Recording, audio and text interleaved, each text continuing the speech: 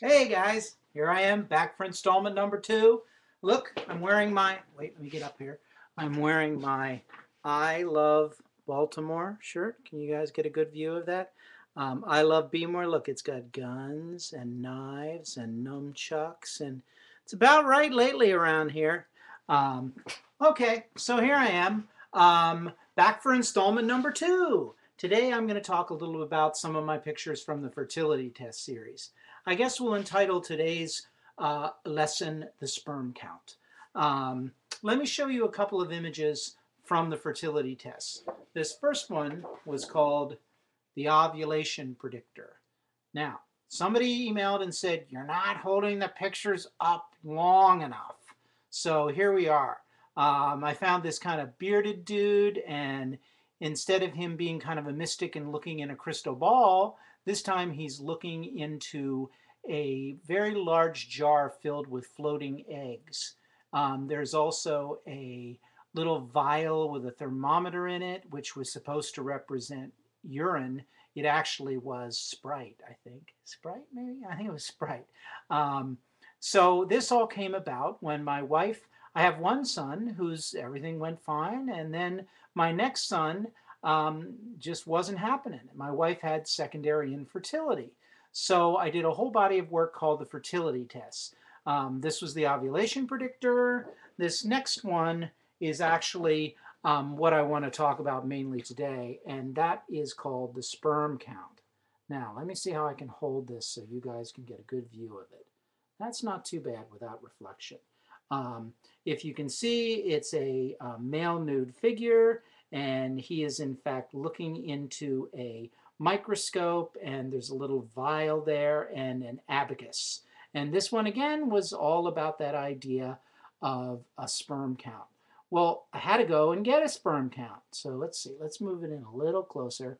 There you guys can get a pretty good view of it. And again, you can go to my website if you want to and get a better view of a lot of these.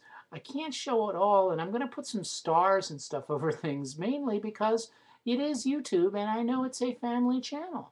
But this is called the sperm count.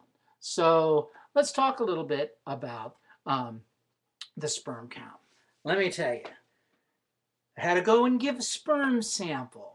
Boy, was that interesting. First off, you'd think that one of the finest medical institutions in the United States would have a little bit better system. It probably wouldn't be appropriate for me to say the name of it. Johns Hopkins.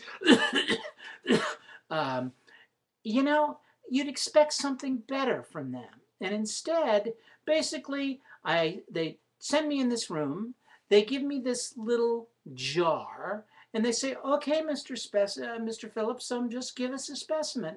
Well, it wasn't even a room. It was basically the bathroom with a couple of stalls. And there's a little tiny window that opens and closes in there while you're in the bathroom. And I'm in there trying to figure out how to do this. And all of a sudden it's like, Mr. Phillips, are you finished? We need a specimen. We need a specimen. Mr. Phillips. It's like, hey, I wait. So, make a long story short, finally I did it. Put it in, knocked on the thing, put it in the window. Okay, I'm done.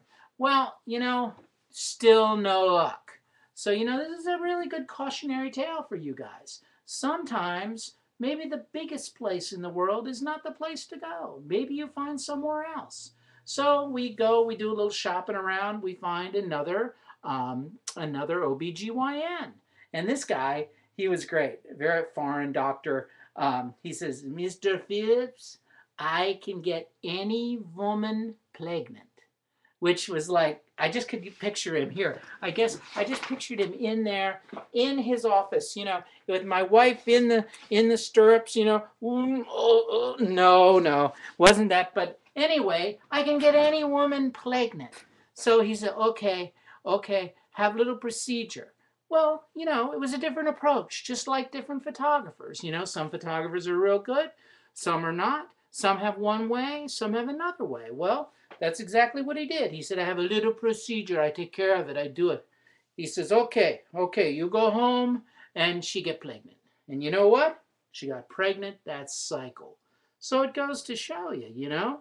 Anyway, probably should have named Ethan after him, but his first name was Vermin.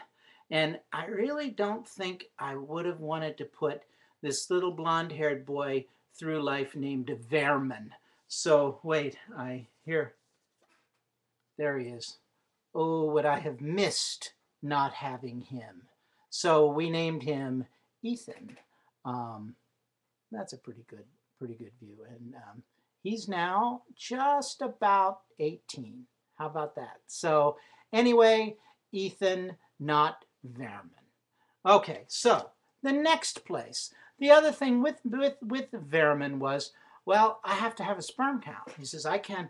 He says, their sperm count is no good. You have to go to our hospital. So I go to their hospital. And let me tell you something. Their hospital, well, they didn't have half the money, half the funding, half the reputation. But boy, they had a much better setup for a sperm count. I go into this very, very clinical, very set up. You go into the hospital, you go in, you go to the room, and there's this woman in a lab coat, shows me to this really, really fine, nice room, and she's like, all right, sir, have a seat and follow the directions. And it's like, wait a minute, lady, you know, I used to be pretty good at this a while back. No laugh, no nothing, just like I say, clinical. So follow the directions. So I'm looking at the directions here, and when you get down, it says number 9. If you are having trouble achieving an erection, dial number 9. So you know me, I'm like, whoa, phone sex. Well, we'll get to that. That is not what it was at all. But anyway, dial number 9. So here's the room. First off, you're in the room. Here's the difference. Not a bathroom. It's actually a little room. It's got a lazy boy rocker. It's got a little end table. It's got like porn magazines that are in like sort of like little covered, you know what they look like when you were at the library. And they were like Playboy and Hustler and stuff like that. And then a telephone. And that's what I thought was the phone sex. But the coolest thing about this place was that when you went in there and you got in the lazy boy rocker and you're ready to go, you know, she closed the door. And on the back of the door is that hook, you know, that hook that you hang your clothes off of or your jacket or whatever like that. Someone had taken a Playboy centerfold, ripped it out of the magazine, and had basically impaled it onto the hook. So there was this nude Playboy centerfold, and she had this hook right through her neck. So it was interesting, to say the least. But this place was slick. When you finished, then you just opened the door and closed again. A little light went off, and they came and got it. So I have to say, it was a far more impressive thing. But anyway, I thought about halfway through, I thought, okay, I'm going to dial this number 9 because I think it's phone sex. Well, it wasn't phone sex. It was this nerdy scientist dude on the other end going, are you having trouble achieving an erection? It was to reschedule an appointment. So if you can imagine, it was interesting, to say the least. So, okay, again, the sperm count from a body of work called the Fertility tests. And like I said, without Fermin, we never would have had Ethan. So there he is. All right, guys. So thanks for checking in. And, you know, I'm going to do some of these here. And I'm going to actually go and go to the fish market and go to some of the places that I've worked and whatnot. Because I think that'll make things a little bit more interesting. But today's lesson, the sperm count. Okay, thanks again. Check back. Bye-bye.